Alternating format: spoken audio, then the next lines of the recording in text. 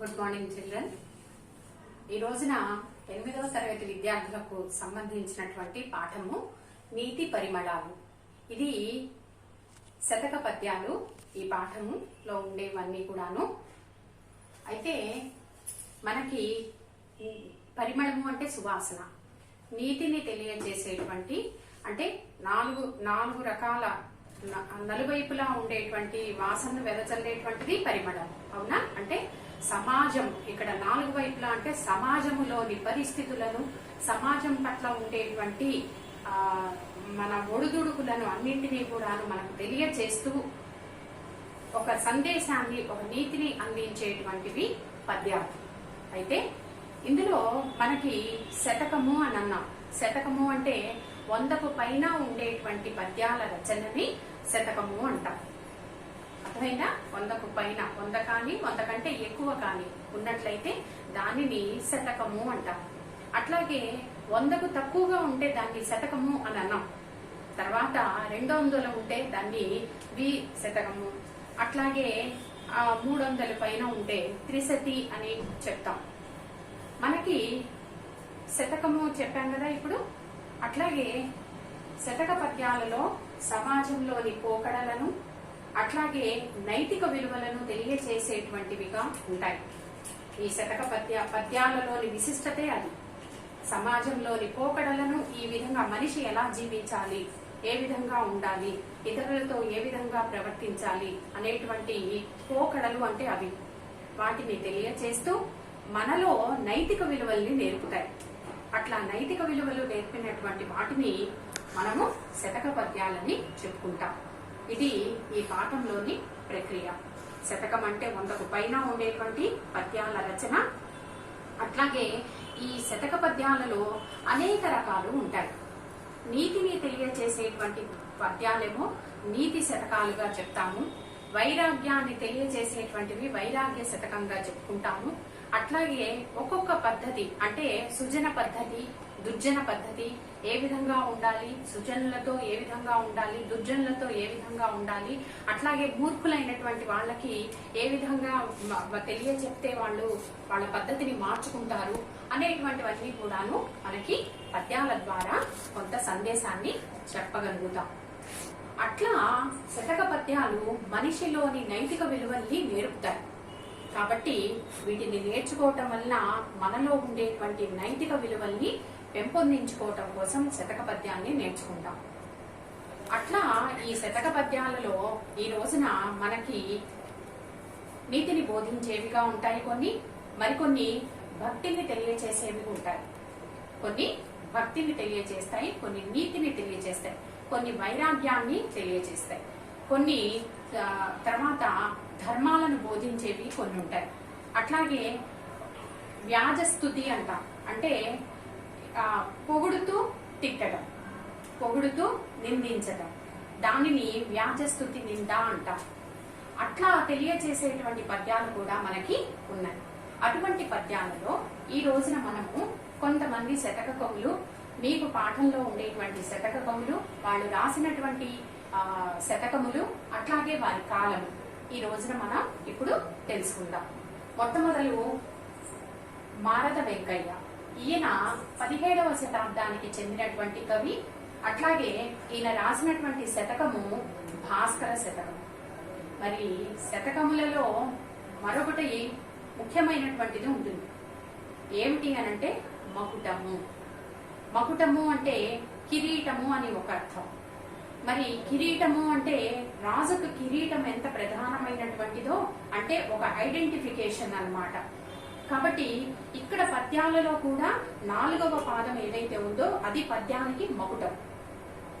అట్లా మకుటం ఉన్నటువంటి పద్యాలను శతక పద్యాలని అంటాం. మకుటం లేని పద్యాలు కూడా ఉంటాయి. అంటే చివరి పాదములో అంటే 4వ పాదములో కవి పేరు కానీ, కవి యొక్క శతకము కానీ, శతకము పేరు కానీ అందులో పిలువబడి ఉంటుంది. అట్లాగే కొంతమంది భగవంతుళ్ళంటే ఇష్టం. ఆ ఇష్టతో కూడినటువంటి భగవంతుని పేరుని కూడా పెట్టుకుంటూ శతకాలు రాస్తూ ఉంటారు. అర్థమైందా? కాబట్టి ఈ విధంగా అనేకమైనటువంటి రకరకాలైనటువంటి శతకాలు కూడా మనకి కనబడుతూ ఉంటాయి. అందులో మనకి ఇప్పుడు భాస్కర శతకం చెప్పాను కదా. ఈ భాస్కర శతకంలో 4వ పాదములో మకుటము భాస్కర అని ఉంటుంది. మకుటము 4వ పాదంలో భాస్కర అని ఉంటుంది. తర్వాతది రెండవది మూలము భర్తృహరి. భర్తృహరి సంస్కృత కవి. ఈయన 7వ శతాబ్దానికి చెందినటువంటి వాడు. ఈయన రాసినటువంటిది సుభాషిత త్రిశతి. త్రిశతి అంటే ఇందాక చెప్పుకున్నాం కదా, 300కు పైగా ఉండేటువంటి పద్యాల రచనని త్రిశతి అంటాం. ద్విశతి, ద్వి అంటే 200 పైగా ఉండేటువంటి దానిని ద్విశతి అంటాం. పంచశతి, పంచ అంటే 500కు పైగా ఉండేటువంటి పద్యాల రచనని పంచశతి అంటాం. అర్థమైందా? కాబట్టి ఇట్లా మనకి ఈయన భర్తృహరి రాసినటువంటి, సంస్కృత కవి రాసినటువంటి సుభాషిత త్రిశతి. సుభాషితము, సు అంటే మంచి, భాషితము మంచి చెప్పబడినటువంటి, అంటే మంచి అంటే అక్కడ ఏంటి, నీతిని తెలియచేసేవి అని అర్థం. కాబట్టి ఈయన 300కు పైగా ఉండేటువంటి పద్యాల రచనను చేశారు. కాబట్టి దానికి ఆ పేరు పెట్టారు, సుభాషిత త్రిశతి అని సంస్కృతంలో రాశారు. ఆ సంస్కృతంలో రాసినటువంటి పద్యాలను తెలుగులోకి అనువాదం చేసినటువంటి కవి ఏనుగు లక్ష్మణ కవి. ఈయనేమో 7వ శతాబ్దానికి చెందినవాడు భర్తృహరి. ఏనుగు లక్ష్మణ కవి 18వ శతాబ్దానికి చెందినటువంటి వాడు. ఆయన రాసినటువంటి పద్యాలను అనువాదం చేసి సుభాషిత రత్నావళి అనే పేరు పెట్టారు. అర్థమవుతుందా? తర్వాతది కంచర్ల గోపన్న. ఈయన అందరికీ తెలిసినటువంటి వ్యక్తి. ఇతన్ని రామదాసు అని కూడా పిలుస్తారు. ఇతను 17వ శతాబ్దానికి చెందినటువంటి వాడు. ఇతను రాసినటువంటి శతకము దాశరథి శతకం. ఆయన ఈ శతకంలో చివరికి దాశరథి కరుణా పయోనిధి అని మకుటం ఉంటుంది. అర్థమైందా? తర్వాత మూలము నీలకంఠ దీక్షితులు అనేటువంటి వ్యక్తి రాసినటువంటి 17వ శతాబ్దానికి చెందినటువంటి కవి సభారంజన శతకం అనే పేరుతో ఒక శతకాన్ని రాశారు. ఏమిటా శతకం? సభారంజని శతకం. ఆ శతకములో మూలం అది, అంటే ఆయన రాశారనమాట. మూలము అంటే ఫస్ట్ రాసినటువంటి వ్యక్తి. దానిని అనువాదం చేసి ఏలూరుపాటి అనంతరామయ్య గారు, ఈయన 20వ శతాబ్దం వారు, ఈయన సభారంజన శతకాన్ని అనువాదం చేసి రాశారు. అర్థమైందా? తర్వాత ధూర్జటి అనేటువంటి వాడు అష్టదిగ్గజ కవులు. అష్ట అంటే 8 మంది కవులు. ఎవరు వాళ్ళు అంటే శ్రీకృష్ణ దేవరాయల ఆస్థానంలోని పండితులు. ఈ 8 మంది కూడా. ఈ 8 మందిలో వీళ్ళనే ఏమని పిలుస్తారు? అష్ట దిగ్గజ కవులు అంటారు. దిగ్గజము అంటే పండితులైనటువంటి వాళ్ళు, వాళ్లే సాటి అనమాట.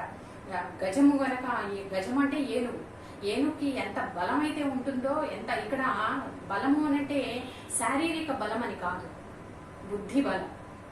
అంత దిగ్గజాలైన, అంటే పాండిత్యంలో అంత దిగ్గజాలైనటువంటి వాళ్ళనమాట వాళ్ళు. అర్థమైందా? ఆ 8 మందిని అష్టదిగ్గజ కవులు అని పిలుస్తారు. ఈ 8 మందిలో ఒకడైనటువంటి వాడు ధూర్జటి. ఈయన 16వ శతాబ్దానికి చెందినటువంటి వాడు. ఈయన శ్రీకాళహస్తీశ్వర శతకాన్ని రాశారు. శ్రీ అంటే సాలెపురుగు, కాళము అంటే పాము, హస్తి అంటే ఏనుగు. ఈ మూడింటి కథను, ఈ మూడింటి చిత్రణను వివరిస్తూ ఆయన శతకాన్ని రాయటం జరిగింది. ఇది భక్తి శతకానికి సంబంధించినటువంటి శతకం. ఇందాక చెప్పుకున్నాం కదా, కొన్ని శతకాలు కొన్నేమో నీతిని బోధించేవిగా ఉంటాయి, కొన్ని భక్తిని బోధించేవిగా ఉంటాయి, కొన్ని వైరాగ్యాన్ని బోధించేవిగా ఉంటాయి. ఇందులో భక్తి కనబడుతుంది, వైరాగ్యము కనబడుతుంది. అర్థమైందా? కాబట్టి ఈయన ధూర్జటి, అందులో వాడే తెనాలి రామకృష్ణ కూడా, ఈ అష్టదిగ్గజ మంది కవులలో ఆయన కూడా, తెనాలి రామలింగడు కూడా ఒక కవి. అటువంటి కవులలో 8 మంది కవులలో ధూర్జటి కూడా ఒక కవి అన్నమాట. అయితే ఈయన 16వ శతాబ్దానికి చెందినవాడు.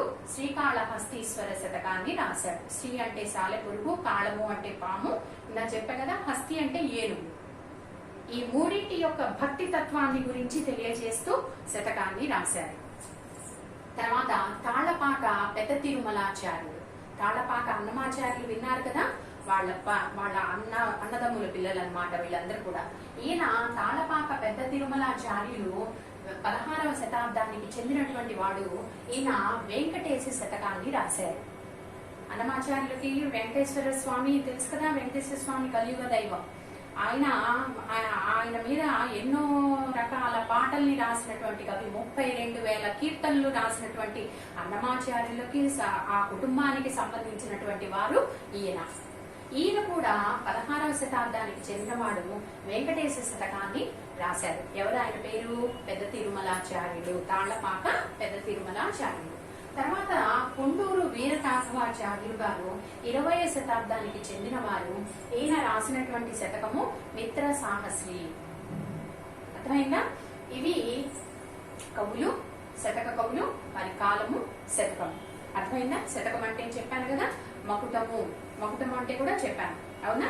అవి గుర్తుపెట్టుకోండి, మర్చిపోవద్దు.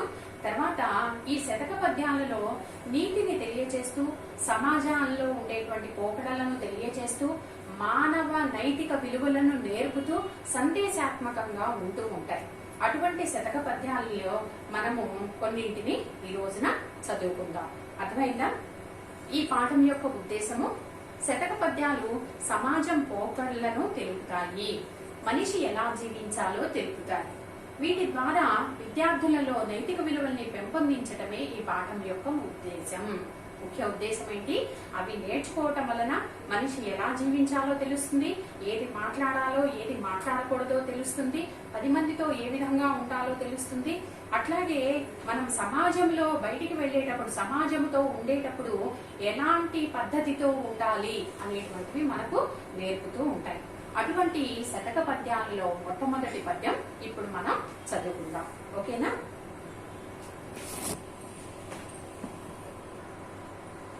ఈ శతక కవులు, వారి కాలము, శతకం, ఇవి మొత్తము హోంవర్క్ బుక్ లో మీరు తప్పనిసరిగా రాయాలి. అర్థమైందా? Okay, next.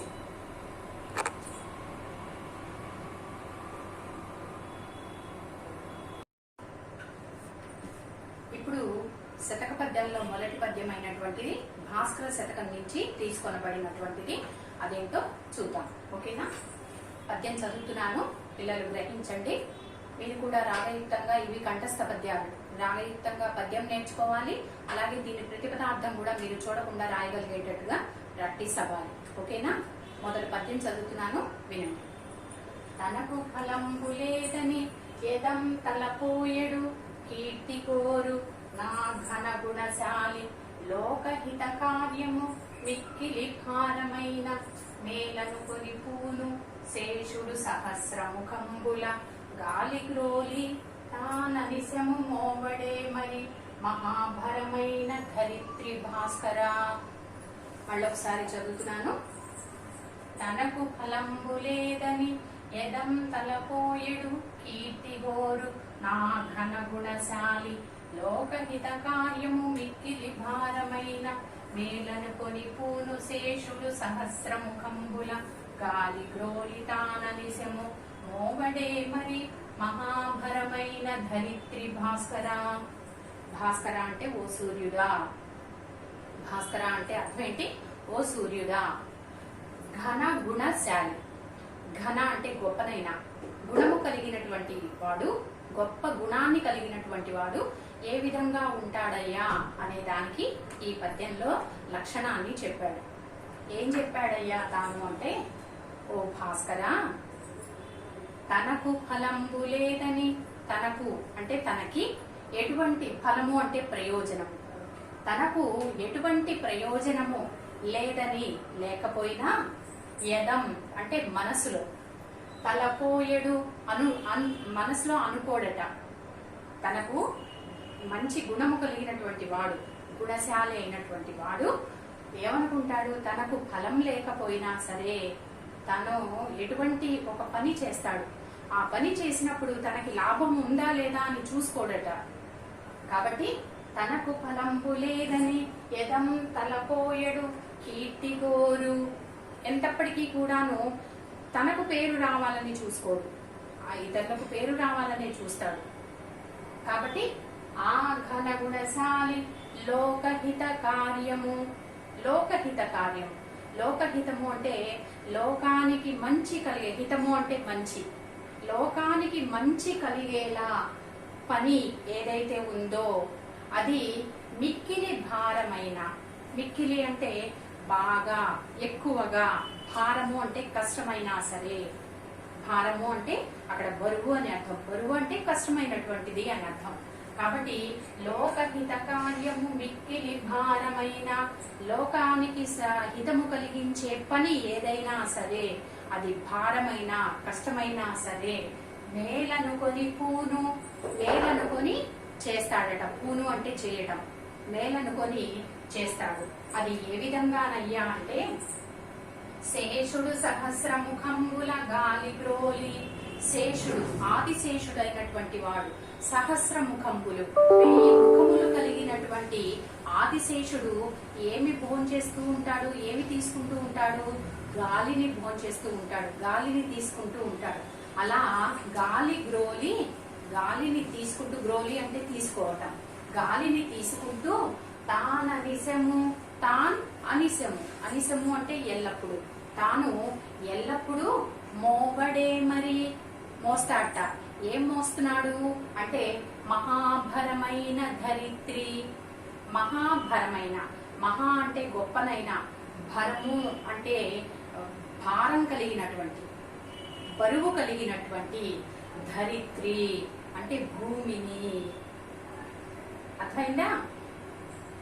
తాననిశము మోవడే, మరి మహాభరమైన ధరిత్రి భాస్కర, ఎంతో కష్టమైనటువంటి భూభారాన్ని అంతా కూడాను ఆదిశేషుడు, మళ్ళీ ఆయన తీసుకునేదేంటి?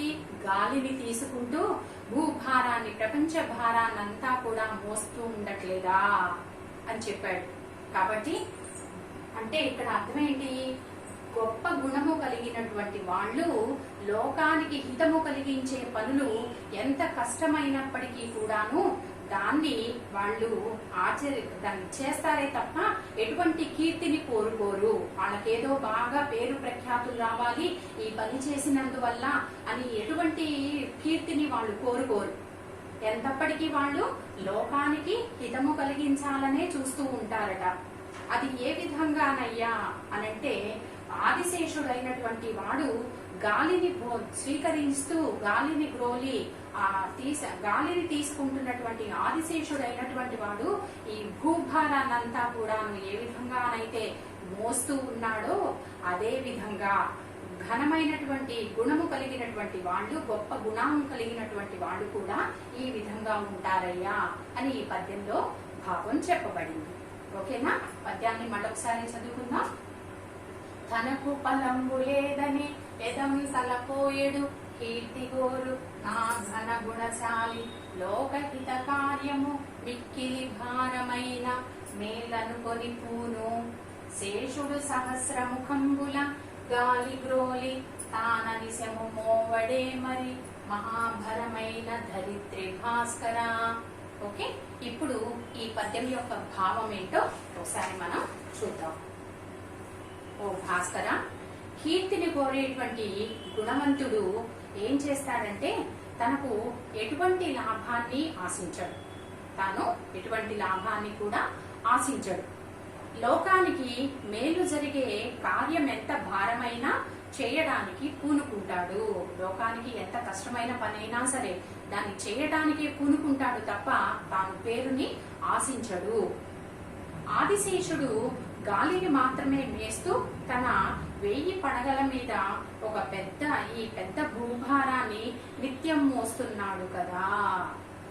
ఈ ఆదిశేషుడైనటువంటి వాడు గాలిని స్వీకరిస్తూ ఈ ప్రపంచ భూభారాన్ని ఎక్కడ మోస్తున్నాడు? తన సహస్రముఖంబుల 1000 తలలు కలిగినటువంటి ఆ ఆదిశేషుడు ఈ ప్రపంచ భూభారాన్నంతా కూడాను మోస్తున్నాడు కదా. అంతేకాని తాను పేరు తెచ్చుకోవాలని కాదు కదా మోయటం, అవునా? కాబట్టి ఇక్కడ ఆదిశేషుడైనటువంటి వాడు ప్రపంచ భూభారాన్ని ఎలా అయితే కీర్తి కోరుకోకుండా మోస్తూ ఉన్నాడో అట్లాగే మంచి గుణము కలిగినటువంటి వాడు కూడా లోకానికి హితము కలిగించే పని ఏదైనా సరే తాను కీర్తిని కోరుకోకుండా ఇతరులకు అది కష్టమైన పనైనా సరే చేస్తూ ఉంటాడని ఈ మొట్టమొదటి పద్యంలో భావం చెప్పబడి ఉన్నది. అర్థమైందా పద్యము? ఓకే.